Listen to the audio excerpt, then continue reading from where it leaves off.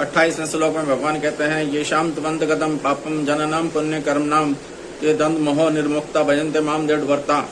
परंतु जिन पुण्य कर्मा मनुष्यों के पाप नष्ट हो गए वे द्वंद मोह से रहित हुए मनुष्य दृढ़वर्ती होकर मेरा भजन करते हैं। ये शाम त्वंत गतम पापम जननाम पुण्य कर्म नाम। द्वंद मोह से मोहित मनुष्य तो भजन नहीं करते और जो द्वंद मोह से मोहित नहीं है वे भजन करते हैं। तो भजन न करने वालों की अपेक्षा भजन करने वालों की विलक्षणता बताने के लिए यहाँ तू पद आया है।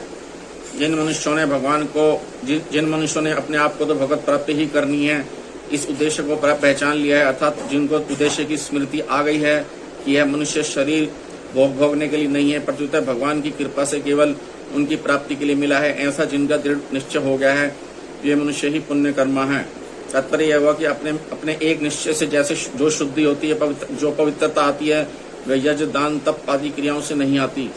कारण है कि हमें तो एक भगवान की तरफ ही चलना है। यह निश्चय स्वयं में होता है और यज्ञ दान आदि क्रियाएं बाहर से होती हैं। अंधगतम पापम कहने का भाव यह है कि जब यह निश्चय हो गया कि मेरे को केवल भगवान की तरफ ही चलना है तो इस निश्चय में भगवान की सम्मुखता होने से विमुखता चली गई, जिससे पापों की जड़ ही कट गई, क्योंकि भगवान से विमुखता ही पापों का खास कारण है। संतों ने कहा है 1.5 ही पाप है और 1.5 ही पुण्य है।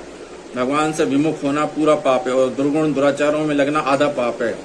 ऐसे ही भगवान के सम्मुख होना पूरा पुण्य है और सद्गुण सदाचारों में लगना आधा पुण्य है। तात्पर्य यह हुआ कि जब मनुष्य भगवान के सर्वथा शरण हो जाता है तब उसके पापों का अंत हो जाता है।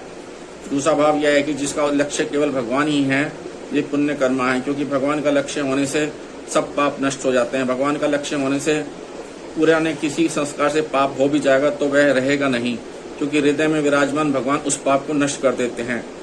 तीसरा भाव यह है कि मनुष्य सच्चे हृदय से यह दृढ़ निश्चय कर ले कि अब आगे से मैं कभी पाप नहीं करूंगा तो उसके पाप नहीं रहते। द्वंद मोह निर्मुक्ता भजन्ते माम दृढ़वर्ता। पुण्य कर्मा लोग द्वंद मोह से रहित होकर और दृढ़वर्ती होकर भगवान का भजन करते हैं। द्वंद कई प्रकार का होता है, जैसे भगवान में लगे या संसार में लगे, क्योंकि परलोक के लिए भगवान का भजन आवश्यक है और इहलोक के लिए संसार का काम आवश्यक है। वैष्णव, शैव, शाक्त, गणपत और सौर इन संप्रदायों में किस संप्रदाय में चलें और किस संप्रदाय में न चलें।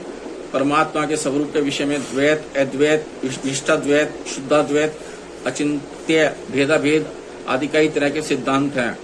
इनमें से किस सिद्धांत को स्वीकार करें और किस सिद्धांत को स्वीकार न करें। परमात्मा की प्राप्ति के लिए भक्ति योग, ज्ञान योग, कर्म योग, ध्यान योग, हठ योग, लय योग, मंत्र योग आदि कई मार्ग हैं।